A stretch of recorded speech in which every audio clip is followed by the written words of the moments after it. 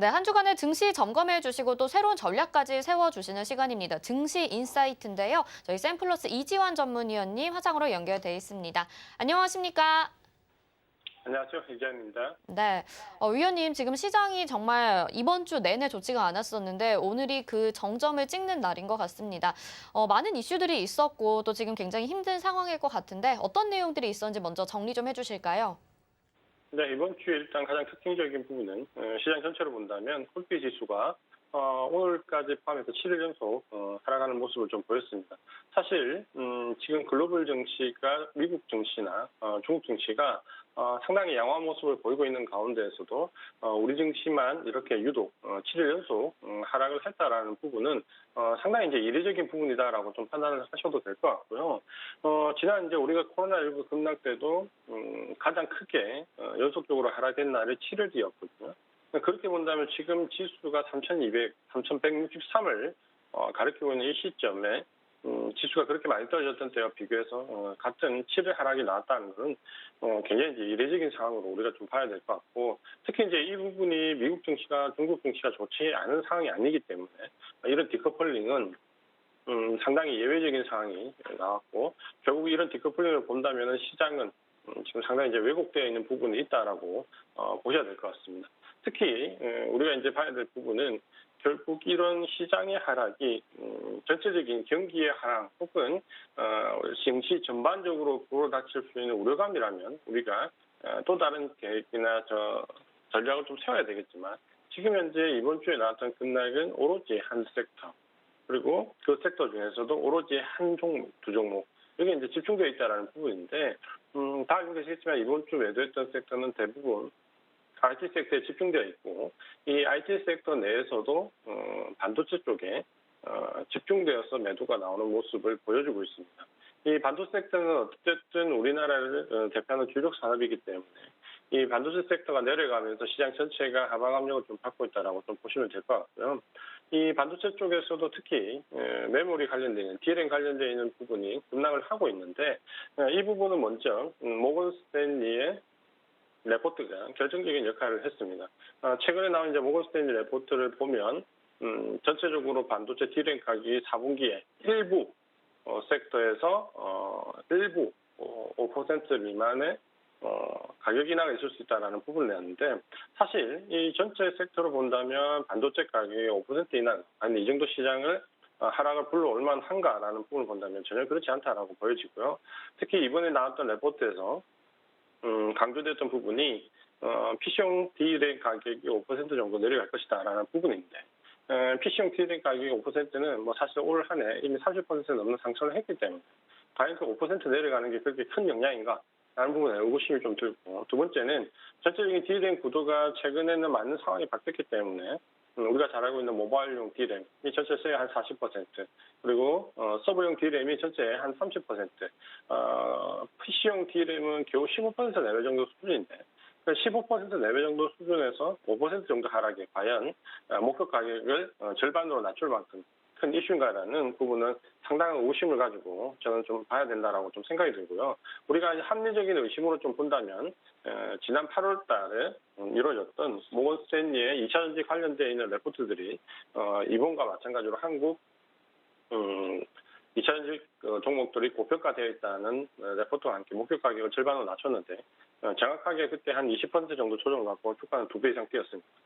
이번에도 물론 이제 같다라는 경우는 보기는 어렵지만, 이렇게 특정 섹터에 관해서 위기감이 좀 부풀려지고 있고 목표 가격이 과도하게 하락하는 경우가 나온다면 우리가 이런 부분은 좀 합리적으로 의심을 해봐야 되는데, 특히 지난 8월 달에 그때 급락이 이후에 밝혀진 부분이 미국의 닷컴 버블이 아니라 IT와 관련돼 있던 선물 옵션 쪽에서 대거 풋옵션 관련돼 있는 물량들이 있었다라는 부분이 보도가 되었습니다.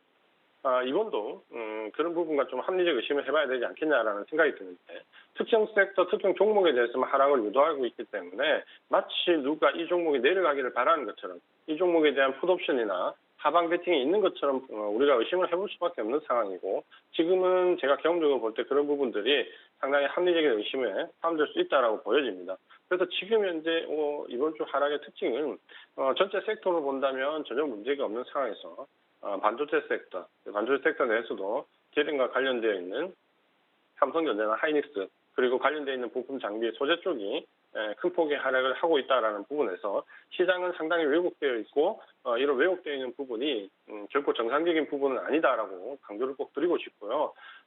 특히 미국이나 중국 증시를 본다면 지금 상당히 흐름이 좋기 때문에 우리 시장만 혹은 이 테크 관련돼 있는 반도체 디램과 관련돼 있는 반도체 섹터와 관련돼 있는 우리나라 대만 증시 그리고 미국의 마이크론 테크놀로지와 같은 일부 종목들에 국한되어서 이런 흐름이 나오고 있다는 하락의 폭은 굉장히 날카롭고 굉장히 거칠게 나오지만 그 범위는 상당히 좁혀져 있다는 점에서 우리 개인 투자가분들께서 이 부분을 너무 심각하게 받아들이지 않으셨으면 좋겠습니다. 네, 지금 시장은 다소 이례적인 모습이 연출이 되고 있다라고 말씀하셨습니다. 정말 그도 그럴 것이 글로벌 시장 전반적으로 우리 증시만 유독 좀 약한 모습을 보이고 있기 때문인데요. 그래도 예상하지 못했던 만큼 우리가 또 지금 상황에서 대응 전략이 필요할 것 같거든요. 새로운 주에는 또 어떤 전략이 좋을지 좀 말씀 좀 도와주시죠. 네, 일단 먼저 외국인 수급에 대해서 좀 보셔야 될 것 같은데요. 이번 한 주 외국인 수급은 굉장히 큰 폭의 매도가 들어왔습니다. 먼저 보시면은, 지난 8월 9일부터 이번 주간 단위로 보면 외국인들이 무려 6조 6천 원, 거래소에서 6조 6천 원이라는 상당히 큰 물량을 매도를 했습니다. 여기에 선물도 3만 4천 계약 매도를 했는데, 이 정도 물량의 이 정도 선물 매도라고 하면 전형적으로 뭐 대세 하락으로 간 코로나19나 금융위기 같은 아주 급박한 상황이 나왔을 때 매도 물량과 거의 맞먹는 정도의 물량이거든요. 그러니까 그런 물량들이 단기간에 쏟아졌고, 하지만 이제 그런 우리가 위기 상황과 다르다라면 그런 위기 상황에서는 전 섹터 전반에 걸쳐서 매도 물량이 대양주 위주로 압박을 받는데 이번 같은 경우는 오로지 반도체 섹터에만 이 물량이 몰려 있다는 부분은 상당히 좀 전에 말씀드렸던 것처럼 선물옵션 연계된 물량에 의한 왜곡된 시장이 아닌가라는 부분을 우리가 좀 의심을 해봐야 될 것 같고요.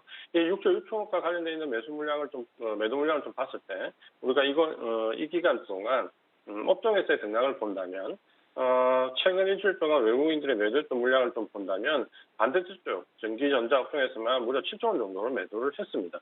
그럼 전체 매도 물량이 한 6조 6천억 정도 나왔는데 전기전자 업종에서만 7조 원 매도를 했다라고 본다면 오히려 전기전자 업종을 제외하고는 외국인들이 매수를 했다라는 결론이 나오는데 그렇게 본다면 이 매도가 전반적인 경기의 위축, 한국 시장에 대한 어떤 구조적인 펀더멘탈적인 문제라기보다는 특정 섹터에 국한되어 있는 매도의 움직임이다라고 보시는 게 맞을 것 같습니다.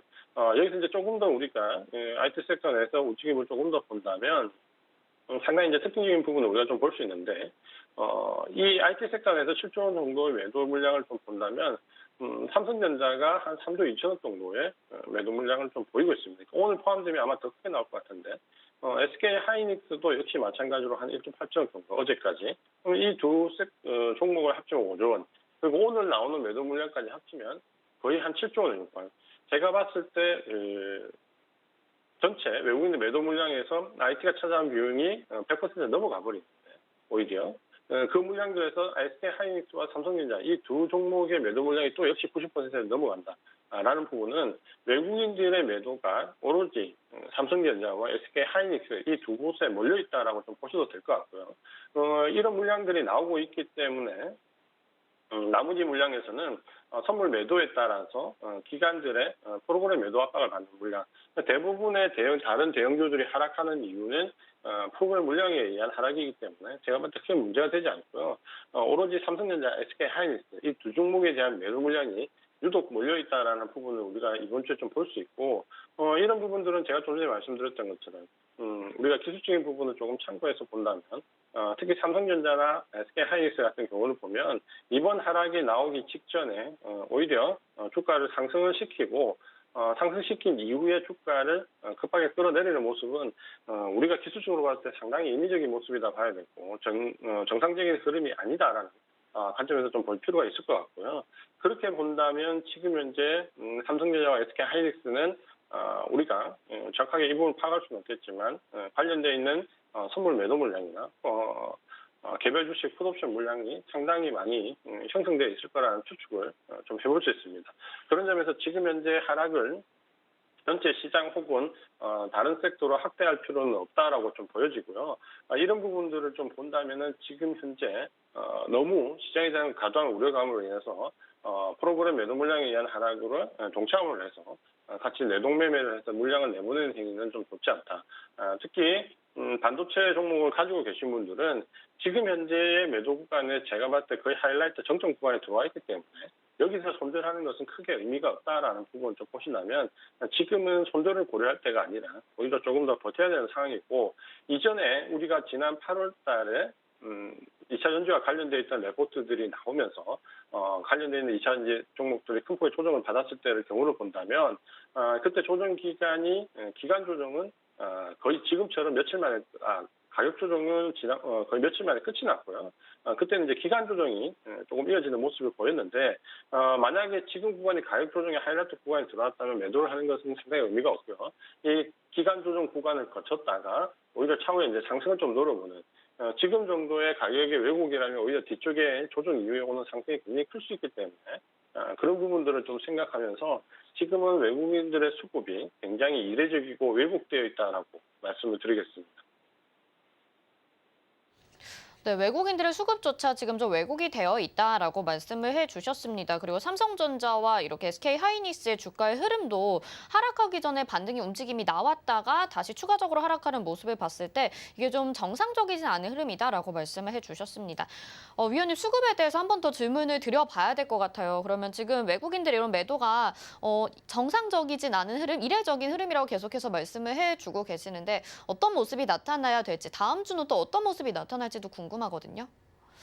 그래서 이제 다음 주 투자 전략을 세우실 쌤들 참고해야 될 부분은 이건 이제 두 가지를 생각을 해야 됩니다. 그러니까 IT 종목 지금 현재 반도체를 가지고 계신 분들 혹은 IT 종목 공략해보고 싶은 분들에 대한 전략과 함께 이 IT 섹터와 IT 섹터와 관련 없는 반도체와 관련 없는 경기 관련된 종목에서의 전략을 어떻게 세워야 되는지에 대한 이제 두 가지 전략을 함께 고려를 하셔야 되는데요.